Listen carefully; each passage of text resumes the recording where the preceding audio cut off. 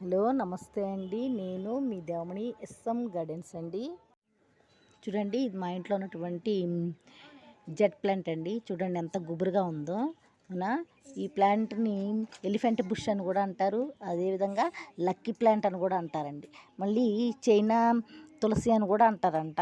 అయితే చూడండి, ఈ ప్లాంట్ని మనం చాలా ఈజీగా పెంచవచ్చు అనమాట.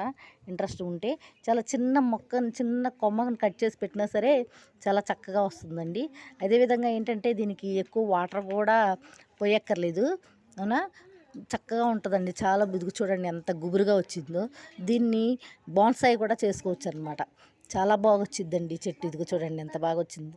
వర్షాలు పడి దీనికి వాటర్ కూడా ఎక్కువ చేయక్కర్లేదు.